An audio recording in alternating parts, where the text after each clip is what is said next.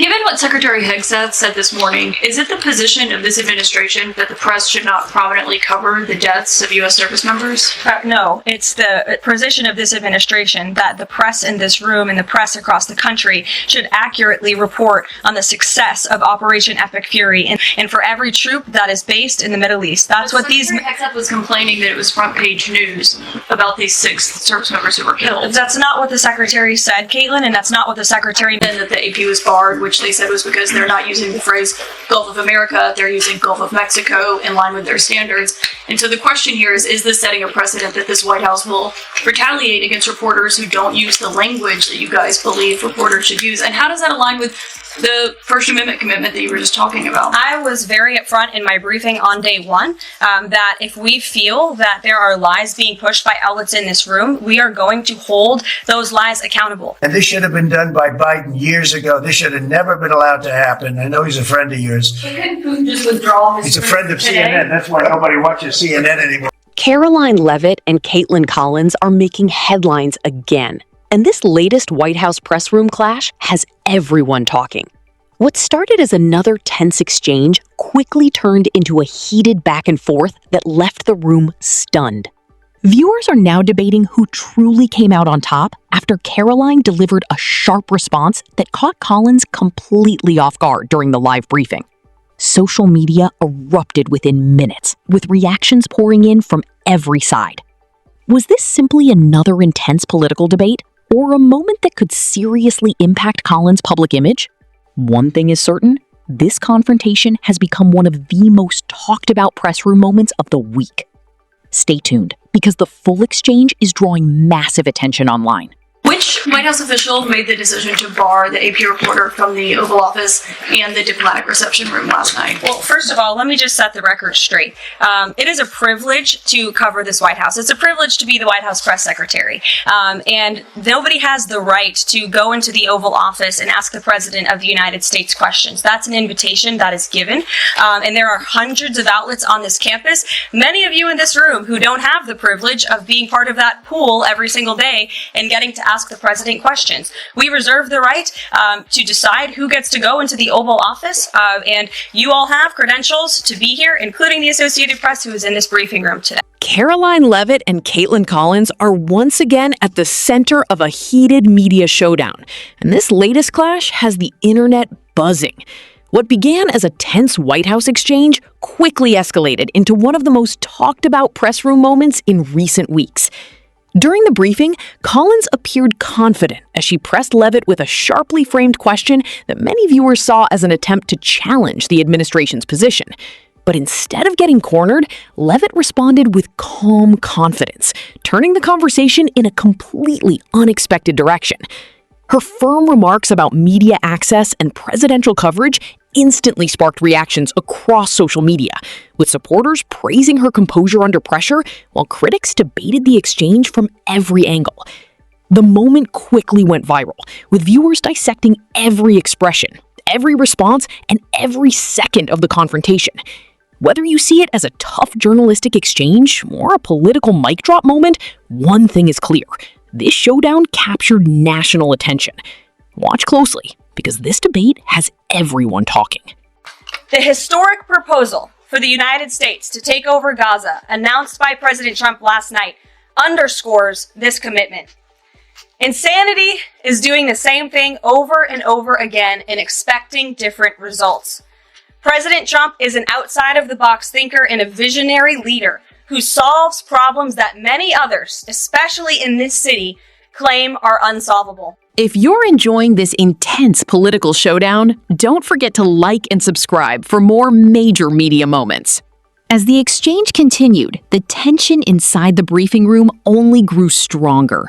Kaitlan Collins appeared determined to press Karoline Leavitt on questions surrounding media access and the administration's relationship with major news organizations. What seemed like a carefully prepared challenge quickly turned into a heated back and forth that grabbed attention across social media. But Leavitt stayed composed. Instead of getting pulled into the pressure of the moment, she pushed back firmly, arguing that media accountability matters just as much as press freedom. Her response immediately shifted the tone in the room and sparked strong reactions from both supporters and critics online. Viewers began debating whether the moment exposed deeper tensions between the administration and legacy media outlets, while others saw it as another example of high-stakes political sparring playing out live on television. And just when it seemed the confrontation had reached its peak, the spotlight shifted once again, this time toward former President Donald Trump, adding even more fuel to an already explosive political conversation. Watch closely, because this story is far from over. Mr. President, you won the White House in part because of high inflation. If your tariffs make prices go up... We haven't asked you to speak yet, please. The tension in the briefing room reached another level when Donald Trump pushed back during a heated exchange with Kaitlan Collins. As multiple reporters competed for questions, the atmosphere quickly became chaotic, forcing Trump to reassert control over the room. Supporters argued that he was simply managing the flow of the press conference and ensuring every reporter had a chance to speak, while critics viewed the moment as another example of the ongoing friction between Trump and major media figures. Collins continued pressing forward with follow-up questions, but Trump responded sharply, making it clear he wanted the briefing conducted on his terms.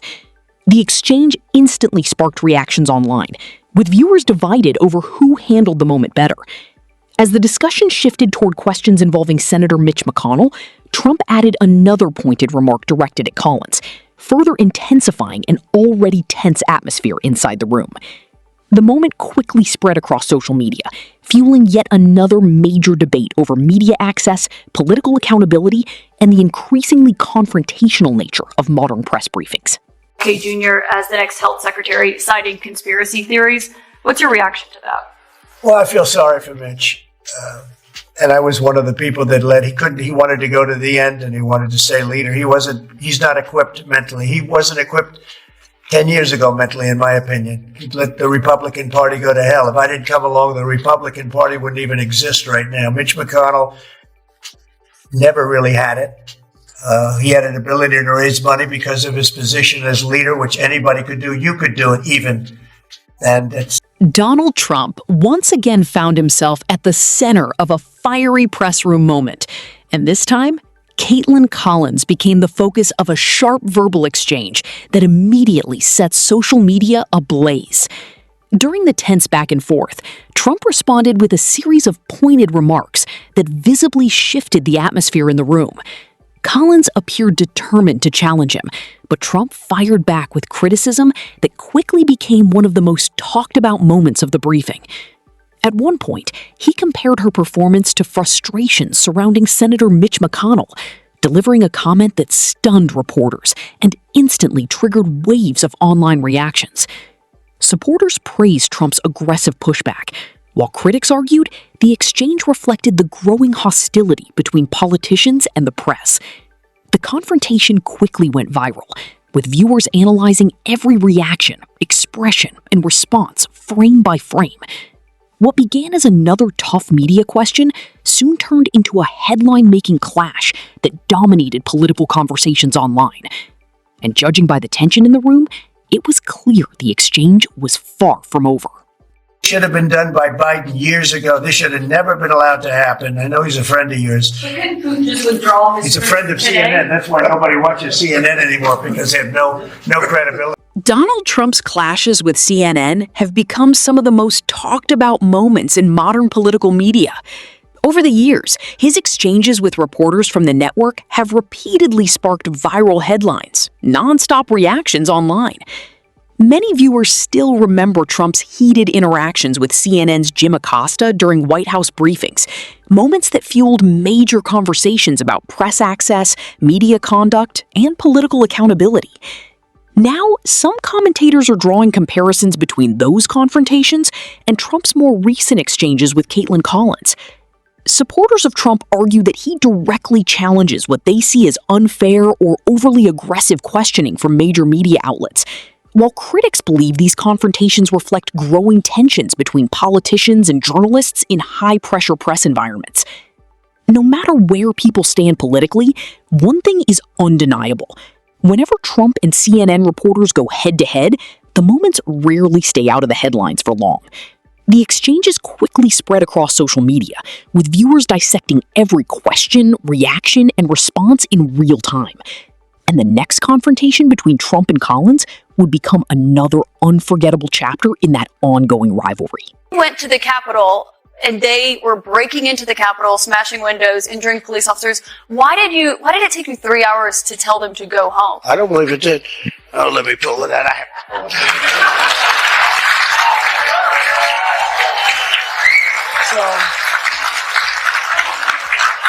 So if you look at on January 5th, the day before, I said, please support our Capitol Police and law enforcement.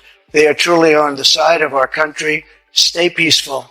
Stay peaceful. This was the day before, and this was in the form of Twitter. Now I use Truth Social. I think it's far superior. Okay. Trump responded firmly during the exchange, making it clear he intended to keep control of the briefing room and the direction of the conversation.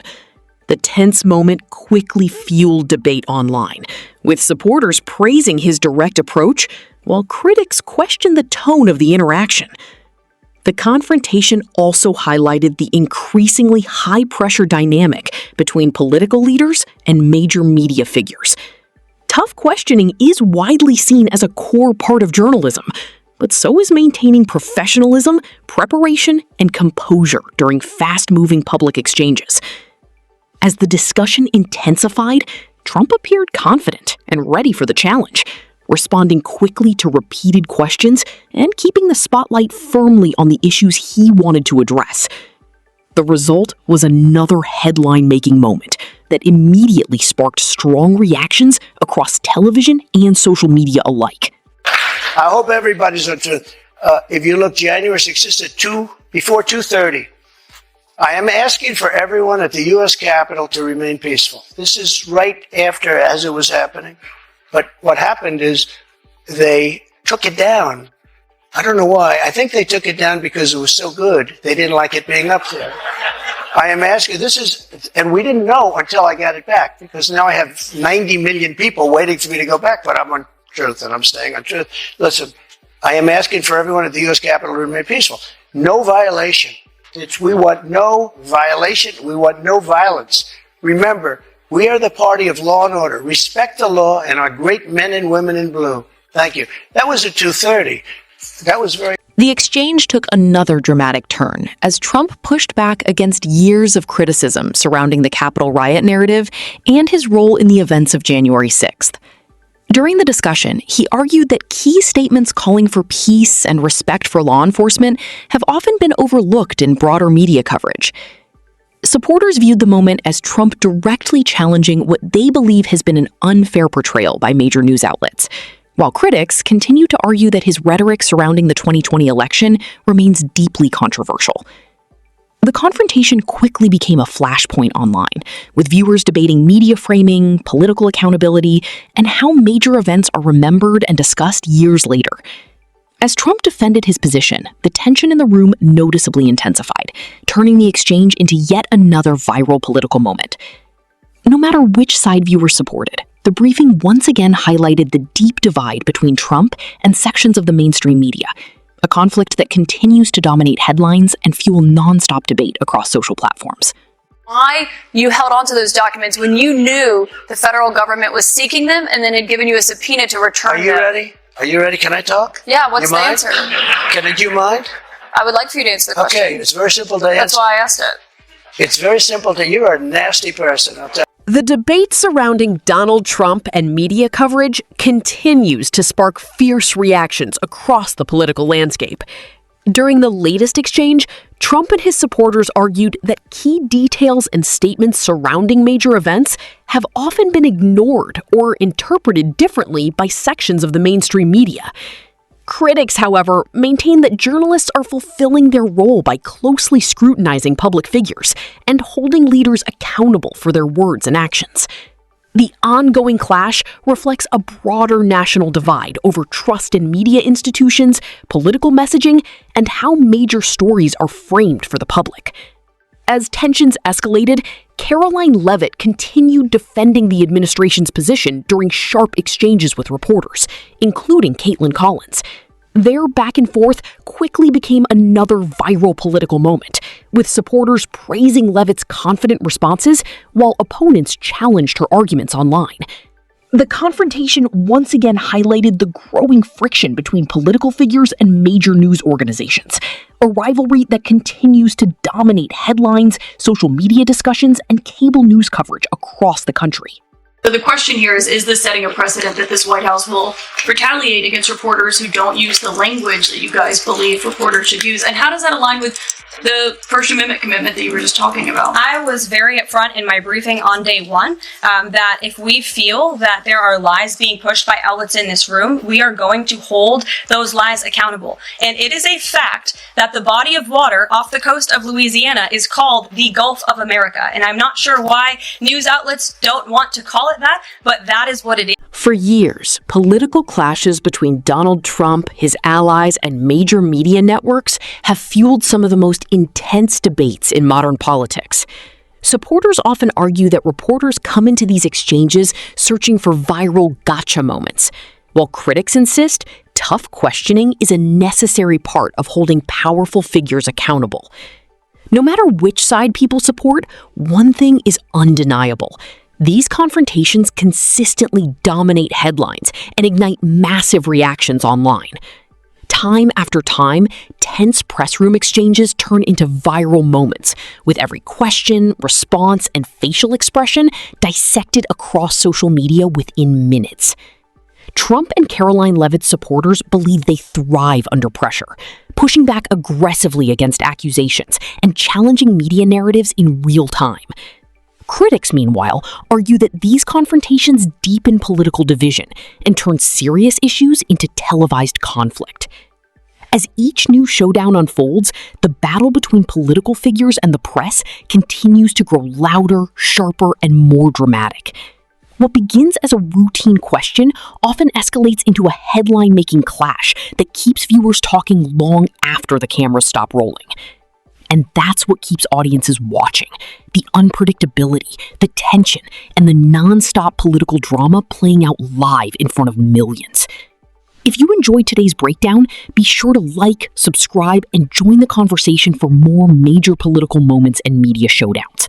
Thanks for watching, and we'll see you in the next one.